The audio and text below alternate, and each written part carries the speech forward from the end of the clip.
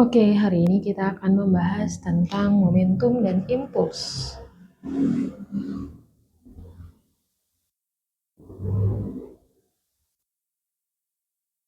Nah, yang pertama kita akan bahas momentumnya dulu ya.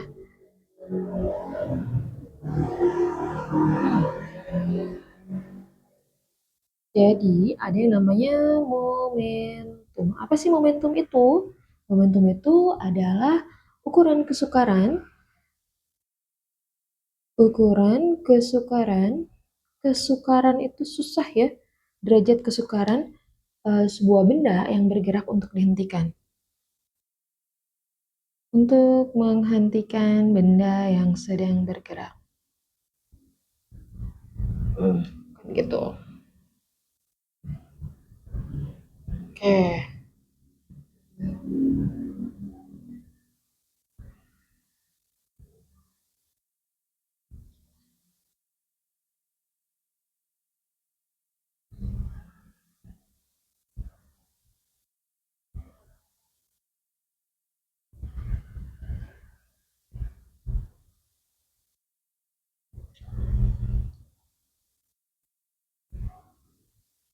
Nah, ukuran kesukaran suatu benda yang bergerak untuk dihentikan. Jadi semakin besar momentum, maka semakin besar pula kekuatan yang dimiliki oleh suatu benda itu, gitu. Rumusnya gimana momentum dan impuls ini? Momentum dulu ya, yang pertama. Momentum itu disimbolkan dengan P. P itu adalah momentum ya. Itu sama aja sama massa dikalikan kecepatannya. Itu dia yang namanya momentum. Oke, jadi P-nya itu adalah si momentumnya dengan satuannya itu adalah kilogram meter per second gitu. Terus M-nya itu adalah massa, satuannya kilogram. Kemudian V-nya adalah kecepatan. Ini meter per second. Momentum ini merupakan salah satu besaran vektor ya. Jadi dia punya besar dan punya arah juga. Sekarang ada yang namanya impuls. Apa sih impuls? Impuls itu adalah peristiwa bekerjanya gaya dalam selang waktu yang sangat singkat. Peristiwa bekerjanya gaya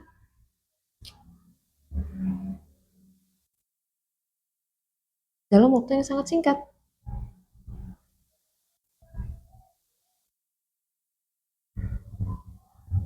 Nah,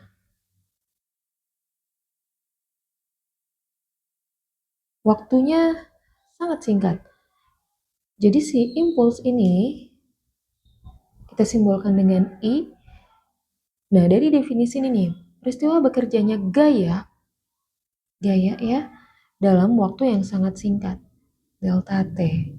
Jadi dia punya waktunya singkat banget, makanya dikasih namanya delta. Seperti itu ya, waktunya dalam delta T. Oke, nah kita kasih keterangan ya, I-nya itu adalah impulsnya, satuannya adalah Newton second. Jadi sebenarnya besarannya si impuls satuannya ya, satuan impuls sama satuan momentum itu sebenarnya sama. Sama-sama bisa kilogram meter per second atau sama-sama Newton second boleh. Gitu ya. F-nya ini gaya. Gaya itu satuannya Newton ya. Kemudian delta T, delta T-nya itu adalah selang waktu. Selang waktu yang biasanya sangat singkat. Satunya second ya. Oke, sekarang gimana nih hubungan antara momentum dan impuls ini?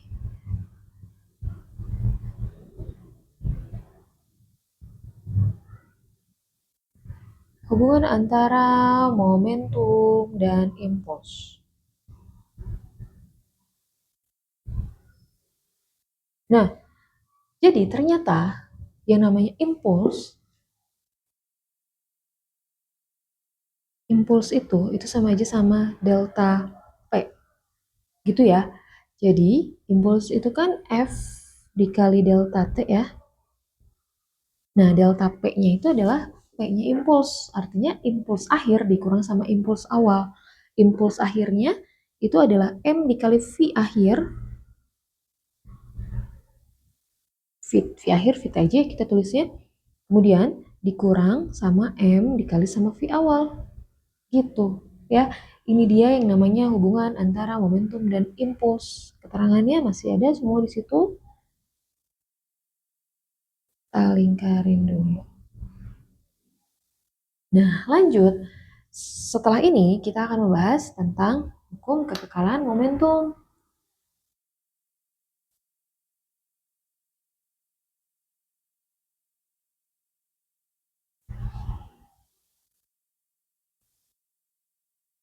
Jadi ada yang namanya hukum kekekalan momentum.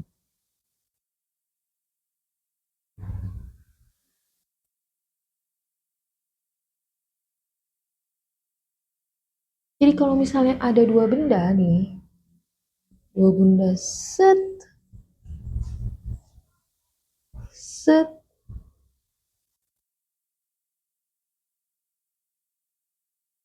Nah, misalnya dua benda ini itu saling mendekat gitu ya. Yang satu dia mendekat ke arah, yang satu dia ke arah kanan, yang satu dia ke arah kiri gitu. Dia punya kecepatan, misalnya ini benda A, maka kita kasih VA. Ini VB-nya gitu. Terus akhirnya mereka bertumbukan, tumbukan itu bertabrakan. Ulang. Akhirnya dia bertabrakan, set. Dia bertabrakan di sini. Gitu. Setelah dia bertabrakan, itu tuh saling menjauh akhirnya ya. Jadi saling berbalik, biasanya seperti itu. Nah,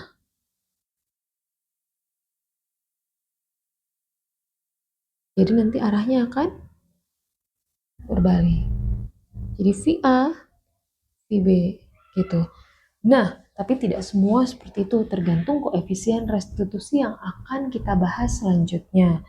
Jadi, ini kita bahas di sini, dia punya masing-masing momentum ya. Momentum di awal itu sama aja sama momentum di akhir. Di awal kan ada dua benda nih, ya.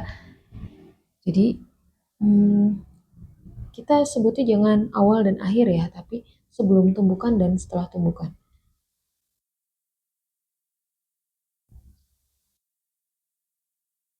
Jadi momentum sebelum tumbukan itu akan sama dengan momentum setelah tumbukan. Momentum sebelum ada apa aja nih? Tentunya ada momentum 1, momentum benda A ditambah sama momentum benda B. Gitu ya.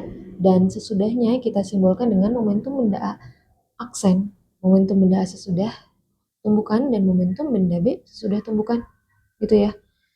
Nah, kita urai nih PA-nya. PA-nya itu kan sama aja sama MA dikali sama VA. PB-nya itu sama dengan MB dikali VB.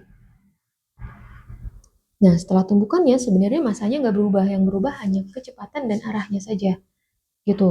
Jadi, MA dikali sama VA aksen ditambah MB dikali sama VB aksen. Jangan lupa yang namanya momentum dan kecepatan itu merupakan besaran vektor. Jadi, arahnya juga kita perhatikan. Jadi, kalau misalnya arahnya ke kiri, dia akan negatif. Arahnya ke kanan, dia akan positif.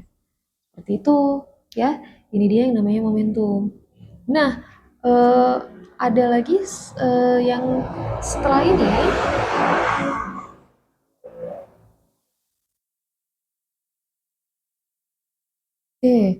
Jadi ada lagi yang namanya koefisien restitusi.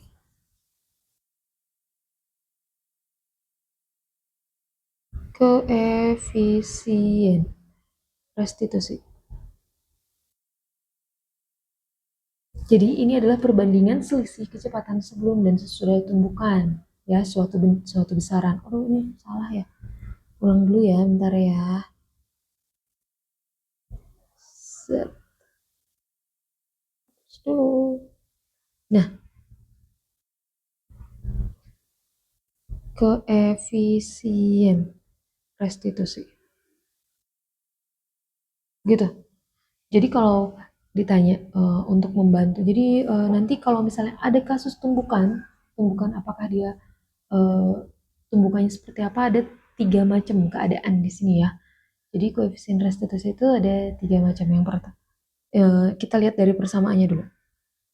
Yang namanya koefisien restitusi itu sama dengan min V B aksen dikurang sama V A aksen dibagi VB dikurang VA. Gitu ya.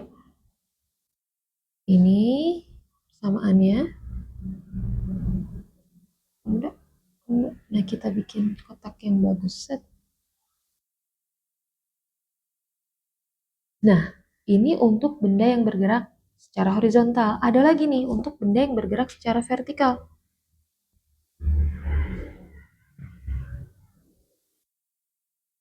Untuk benda yang bergerak secara vertikal, koefisien restitusinya itu adalah akar H aksen dibagi sama H.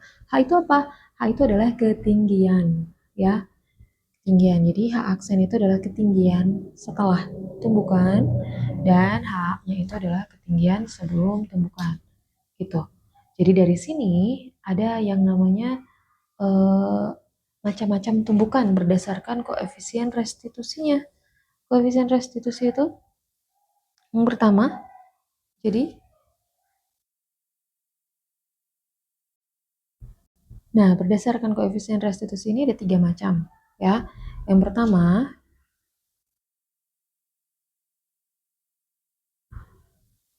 oke. Yang pertama ini adalah tumbukan lenting sempurna.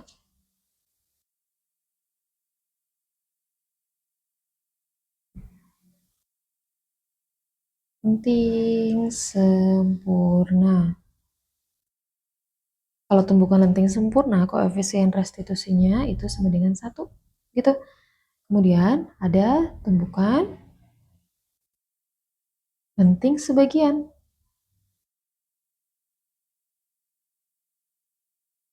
Nah, kalau tumbukan lenting sebagian ini, eh,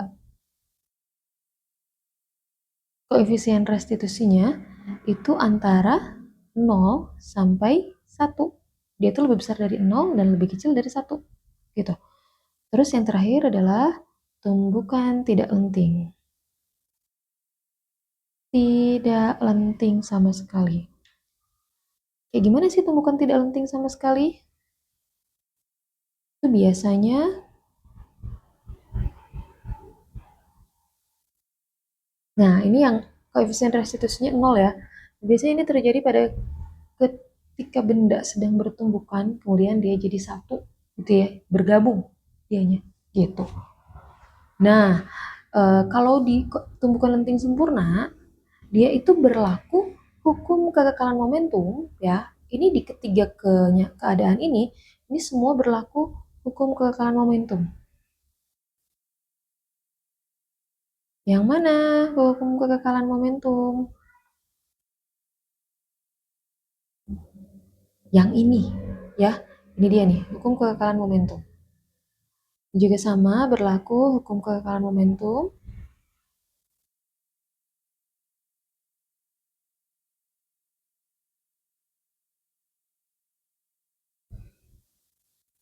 Ini juga sama berlaku hukum kekekalan momentum juga.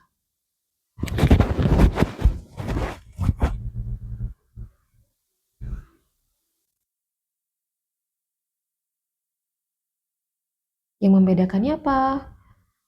Yang membedakannya kalau berhubungan dengan kecepatan, ada semua benda yang punya kecepatan itu dia punya energi kinetik, ya. Nah, untuk tumbukan lenting sempurna, dia akan berlaku juga hukum kekekalan energi kinetik, ya. Energi kinetiknya tuh kekal. Jadi awal sama akhirnya itu akan sama. Sedangkan kalau di tumbukan lenting sebagian dan tumbukan eh, lenting yang tidak lenting sama sekali, itu ada energi kinetik yang hilang. Biasanya nanti akan ditanyakan juga nih, berapa energi kinetik yang hilang, atau bisa juga itu yang jadi keterangan dan kita harus cari info lainnya gitu. Juga sama ya, ada energi kinetik yang hilang. Jadi gimana? Jadi untuk kejadian tumbukan lenting sempurna itu berlaku hukum kekekalan momentum dan hukum kekekalan energi kinetik. Sedangkan untuk tumbukan lenting sebagian dan tumbukan yang tidak lenting sama sekali itu uh, hukum kekekalan momentumnya aja yang berlaku. Sedangkan energi kinetiknya ada yang hilang. Jadi tidak berlaku hukum kekekalan energi kinetiknya. Jadi nanti akan ada energi kinetik yang hilang. Gimana cara menghitung energi kinetik yang hilang?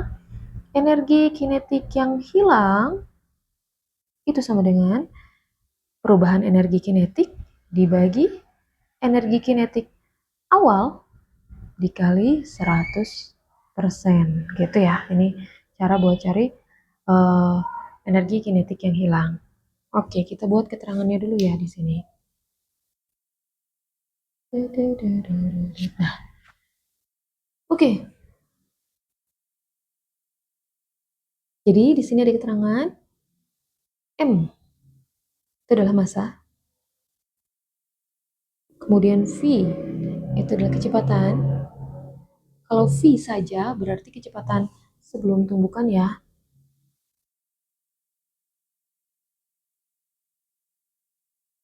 Sedangkan V aksen itu adalah kecepatan setelah tumbukan.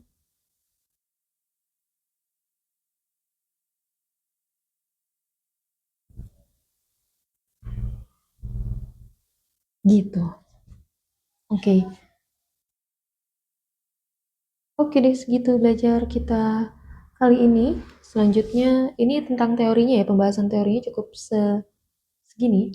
Selanjutnya kita akan bahas soal-soalnya di video selanjutnya. Jangan lupa like, comment, dan subscribe untuk dapat video-video belajar selanjutnya ya. Bisa lihat video-video belajar selanjutnya. Apa? Yaudah, selamat belajar.